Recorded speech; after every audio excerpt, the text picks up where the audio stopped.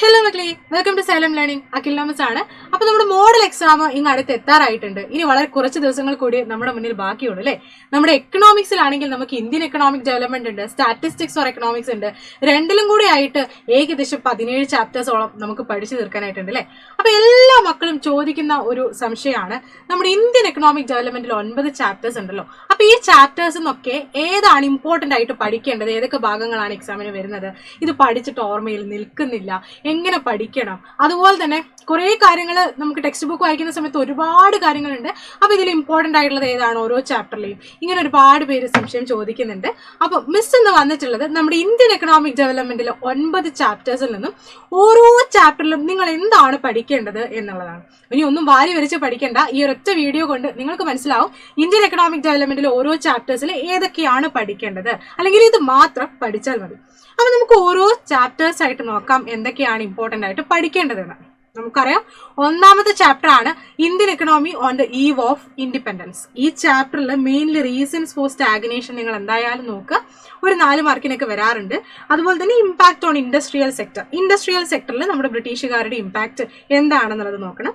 Then demographic indicators ഉണ്ട്, കുറച്ച് points അതൊന്ന് നോക്കി വെക്കണം. അതുപോലെ തന്നെ ഇൻഫ്രാസ്ട്രക്ചറും എന്തൊക്കെ മാറ്റങ്ങളാണ് ബ്രിട്ടീഷുകാർ വന്ന സമയത്ത് ഉണ്ടായത്.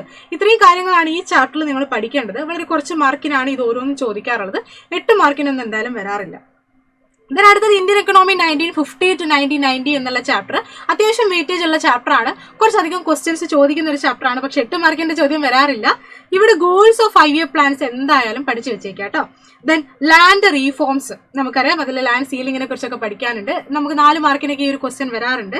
ദെൻ ഗ്രീൻ റെവല്യൂഷൻ ഇമ്പോർട്ടന്റ് ആണ്, 5 മാർക്കിന് write short note on green revolution എന്നൊക്കെ പറഞ്ഞ് ചോദിക്കാറുണ്ട്. അപ്പൊ അതൊന്ന് പഠിച്ചു വെച്ചേക്കാം. ദെൻ IPRും അതുപോലെ തന്നെ write short note on IPR 1956 എന്ന് ചോദിക്കാറുണ്ട്. അപ്പൊ IPRനെ കുറിച്ചും ചെറുതായിട്ടൊന്ന് പഠിച്ചു വെച്ചേക്കാം. 5 മാർക്കിനും 4 മാർക്കിനും ഒക്കെ ചോദിക്കാറുണ്ട്. ദെൻ നമ്മുടെ മൂന്നാമത്തെ ചാപ്റ്റർ LPG കുറച്ച് ഇമ്പോർട്ടന്റ് ആയിട്ടുള്ള ചാപ്റ്റർ ആണ്, കുറച്ചധികം വെയിറ്റേജ് ഉള്ള ചാപ്റ്റർ ആണ്. 8 മാർക്കിന്റെ ഒരു ഷുവർ ക്വസ്റ്റ്യൻ വരാൻ പോകുന്ന ചാപ്റ്റർ കൂടിയാണ്. ഇതിൽ നമുക്കറിയാം, ആദ്യം WTO ഒബ്ജക്റ്റീവ്സ് എന്തായാലും 2 മാർക്കിനൊക്കെ ചോദിക്കാറുണ്ട്. പിന്നെ നമ്മുടെ ഔട്ട്സോഴ്സിംഗ് എന്താണെന്നുള്ളതും കൂടെ ഒന്ന് പഠിച്ചു വെച്ചേക്കുക. പിന്നെ ലിബറലൈസേഷൻ, പ്രൈവറ്റൈസേഷൻ, ഗ്ലോബലൈസേഷൻ, ഈ 3 പോളിസിയും കൂടിയാണ് നമുക്ക് 8 മാർക്കിന് വരാറുള്ളത്. അതും കൂടി ഒന്ന് നോക്കി വെച്ചേക്കാം. ദെൻ ഈ റീഫോംസിന്റെ ഒക്കെ ബാക്ക്ഗ്രൗണ്ട് എന്തായിരുന്നു എന്നുള്ളതും ഇതിന്റെയൊക്കെ ഇഫക്റ്റ് എന്താണ്, ഇമ്പാക്ട് എന്താണെന്നുള്ളതും കൂടെ ജസ്റ്റ് ഒന്ന് നോക്കി വെച്ചേക്കുക. ഇതാണ് LPG എന്നുള്ള ചാപ്റ്ററിൽ നിന്ന് നിങ്ങൾ പഠിക്കേണ്ടത്. ദെൻ നമ്മുടെ പോവേർട്ടി 4ാമത്തെ ചാപ്റ്റർ ആണ്. ഈ ചാപ്റ്ററിൽ നിന്നും നമുക്ക് 8 മാർക്കിന്റെ ഒരു ക്വസ്റ്റ്യൻ വരാറുണ്ട്. അപ്പൊ ഈ ചാപ്റ്ററിൽ ആദ്യം പൂർ ആയിട്ടുള്ള ആളെ എങ്ങനെ തിരിച്ചറിയും, ഇവരുടെ ക്യാരക്ടറിസ്റ്റിക്സ് എന്തൊക്കെയാണ്, 3 മാർക്കിനൊക്കെ സ്ഥിരമായിട്ട് വരുന്ന ഒരു ചോദ്യമാണ്. അപ്പൊ അതൊന്ന് നോക്കി വെക്കണം. ദെൻ കാറ്റഗറൈസേഷൻ ഓഫ് പോവേർട്ടി, പൂർ ആയിട്ടുള്ള ആളെ എങ്ങനെ കാറ്റഗറൈസ് ചെയ്യും. പോവേർട്ടിയെ കുറെ ഭാഗങ്ങളായിട്ട് നമ്മൾ തിരിച്ചിട്ടുണ്ട്. ആ കാറ്റഗറൈസേഷൻ വിത്ത് ഡയഗ്രത്തോട് കൂടി തന്നെ എക്സ്പ്ലെയിൻ ചെയ്യാൻ ചോദിക്കാറുണ്ട്. മാത്രമല്ല ഡയഗ്രം മാത്രം തന്നിട്ട് അത് എന്ത് ടൈപ്പ് പോവേർട്ടി ആണ് എന്ന് ഐഡന്റിഫൈ ചെയ്യാനും ചോദിക്കാറുണ്ട്. അപ്പൊ അതും കൂടി ഒന്ന് നോക്കി വെച്ചേക്കാം കേട്ടോ. ദെൻ കോസസ് ഓഫ് പോവേർട്ടി ഉണ്ടാവാനുള്ള കാരണങ്ങൾ എന്തൊക്കെയാണ് എന്നുള്ളത് സ്ഥിരമായിട്ട് ചോദിക്കാറുണ്ട്, 3 മാർക്കിന് 4 മാർക്കിനൊക്കെ. അപ്പൊ നമുക്കറിയാം ഒരുപാട് റീസൺസ് ഉണ്ട്. അത് മാത്രമല്ല നമുക്ക് അത് ഓൺ വേർഡ്സിൽ എഴുതാൻ പറ്റുന്നതേ ഉള്ളൂ. അപ്പൊ അതൊക്കെ ഒന്ന് നോക്കി വെച്ചേക്കാം. പിന്നെ ഇതാണ് ഇമ്പോർട്ടന്റ് ആയിട്ട് ഈ ചാപ്റ്ററിൽ നിന്ന് 8 മാർക്കിന് വരാറുള്ളത്, policies and programmes for poverty alleviation. Poverty അലിവിയേഷന് വേണ്ടിയിട്ട് എടുത്തിട്ടുള്ള പ്രോഗ്രാംസ് 3 കാറ്റഗറി ഓഫ് പ്രോഗ്രാംസ് ഉണ്ട്. ഒരുപാട് പ്രോഗ്രാംസ് ഉണ്ട്, പക്ഷെ 3 കാറ്റഗറികളിലും ഒരു 4 പ്രോഗ്രാം വീതം നിങ്ങൾ എക്സ്പ്ലെയിൻ ചെയ്യാനായിട്ട് ഒന്ന് പഠിച്ചു വെച്ചേക്കാം. ഓക്കെ. ദെൻ അടുത്തത് നമ്മുടെ 5ാമത്തെ ചാപ്റ്റർ ആണ്. വെയിറ്റേജ് അല്പം കുറഞ്ഞ ചാപ്റ്റർ ആണ്, 5 മാർക്കിന്റെ ഒരു ക്വസ്റ്റ്യൻ പക്ഷെ വരാറുണ്ട്. Human capital formation in India. ഇവിടെ sources of human capital formation എന്തായാലും ഒന്ന് പഠിച്ചു വെച്ചേക്കാം കേട്ടോ.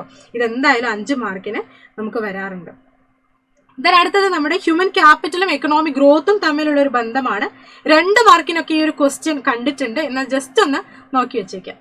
ദെൻ നമ്മുടെ 6ാമത്തെ ചാപ്റ്റർ റൂറൽ ഡെവലപ്മെന്റ് ആണ്. അത്യാവശ്യം വെയിറ്റേജ് ഉള്ള ചാപ്റ്റർ തന്നെയാണ്. ഈ ചാപ്റ്ററിൽ ചാലഞ്ചസ് ആണ് ആദ്യം പഠിക്കേണ്ടത്. പിന്നെ അഗ്രികൾച്ചറൽ മാർക്കറ്റിംഗ് സിസ്റ്റം എന്താണെന്നും അത് ഇംപ്രൂവ് ചെയ്യാൻ എടുത്തിട്ടുള്ള മെഷേഴ്സും, ആ മെഷേഴ്സ് 5 മാർക്കിന് സ്ഥിരമായിട്ട് ക്വസ്റ്റ്യൻ വരാറുണ്ട്. അതൊന്ന് നോക്കി വെച്ചേക്കാം. Then diversification of agricultural activities, agriculture related activities ഒരുപാടുണ്ട് അല്ലേ. അപ്പൊ അത് എന്തൊക്കെയാണെന്നുള്ളത് ഒന്ന് ജസ്റ്റ് നോക്കി വെച്ചേക്കാം. ദെൻ ഓർഗാനിക് ഫാമിങ്ങിന്റെ ബെനിഫിറ്റ്സും ലിമിറ്റേഷൻസും സ്ഥിരമായിട്ട് വരാറുണ്ട്. അതും കൂടി ഒന്ന് നോക്കി വെച്ചേക്കാം കേട്ടോ. ദെൻ അടുത്തത് employment growth, informalisation and other issues എന്നുള്ള ചാപ്റ്റർ ആണ്. ചാപ്റ്ററിന്റെ പേര് അല്പം വലുതാണെങ്കിലും ചാപ്റ്റർ ചെറുതാണ്, വെയിറ്റേജ് ഒക്കെ കുറവാണ്. എന്നാലും സ്ഥിരമായിട്ട് 1 മാർക്കിന്റെ ക്വസ്റ്റ്യൻസ് ഒക്കെ ഒരുപാട് കാണുന്ന ഒരു ചാപ്റ്റർ കൂടിയാണ്. ക്ലാസിഫിക്കേഷൻ ഓഫ് വർക്കേഴ്സ് ഉണ്ട്, അത് പഠിക്കണം. Then different sectors of economy, ആ സെക്ടറുകളിലായിട്ട് കുറെ ആക്ടിവിറ്റീസ് ഉണ്ട്, അതൊക്കെ ഒന്ന് പഠിച്ചു വെച്ചേക്കുക. Then formal and informal sector difference സ്ഥിരമായിട്ട് 4 മാർക്കിന് ചോദിക്കാറുണ്ട്, അതൊന്ന് പഠിച്ചേക്കണം. ദെൻ ടൈപ്സ് ഓഫ് അൺഎംപ്ലോയ്മെന്റ് 1 മാർക്കിനൊക്കെയാണ് കാണാറുള്ളത്, എന്നാലും ടൈപ്സ് ഓഫ് അൺഎംപ്ലോയ്മെന്റ് ഒന്ന് നോക്കി വെച്ചേക്കാം. ദെൻ അടുത്തത് നമ്മുടെ ഇൻഫ്രാസ്ട്രക്ചർ ഡിലീറ്റഡ് ആണ്. അങ്ങനെയാണെങ്കിൽ എൻവയോൺമെന്റ് ആൻഡ് സസ്റ്റൈനബിൾ ഡെവലപ്മെന്റ് ആണ് അടുത്ത ചാപ്റ്റർ. ഇത് 8 മാർക്കിന്റെ ക്വസ്റ്റ്യൻസ് ഷുവർ ആയിട്ട് വരുന്ന ഒരു ചാപ്റ്റർ ആണ്. ഈ ചാപ്റ്ററിൽ ഫംഗ്ഷൻസ് ഓഫ് എൻവയോൺമെന്റ് എന്തായാലും ഒന്ന് നോക്കി വെക്കാം.